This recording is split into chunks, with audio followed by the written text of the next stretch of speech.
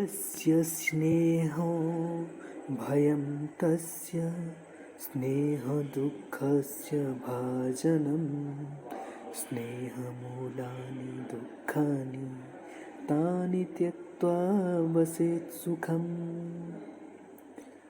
ଯାହାର ଅନ୍ୟ ପ୍ରତି ସ୍ନେହ ଥାଏ ତାଠାରୁ ତାର ଭୟ ବି ଥାଏ।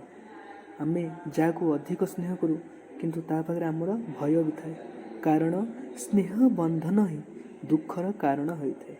ସ୍ନେହ ହିଁ ସବୁ ଦୁଃଖର ମୂଳ ଅଟେ। ଏଣୁ ସ୍ନେହ ବନ୍ଧନକୁ ଛିନ୍ନ କରି ସୁଖ ଆନନ୍ଦରେ ରହିବା ଉଚିତ। କାହିଁକିନା ଆଜି ଆମେମାନେ ଅଛୁ ଠିକ୍ସେ, କାଲି ନ ବି ଠିକ୍ସେ ଥାଇପାରୁ। ଏଣୁ ଯାହାର ଅନ୍ୟ ପ୍ରତି ସ୍ନେହ ଥାଏ ତାଠାରୁ ତାର ଭୟ ବି ଥାଏ। ଯେତେବେଳେ ଆମେ ଯାହା ବି କରୁ ଦରକାର ପଡ଼ିଲେ ଆମ ସବୁବେଳେ ସ୍ନେହ ଥାଏ, କିନ୍ତୁ ତାକୁ ଆମେ ଡରି ବି ଥାଉ ଯେ କାଳେ ସେ ମନା କରିଦେବ, ଏ ଜିନିଷଟି ମୋତେ ଦେବ ନ ଦେବ, ସେଥିପାଇଁ ଆମର ଭୟ ମଧ୍ୟ ଥାଏ।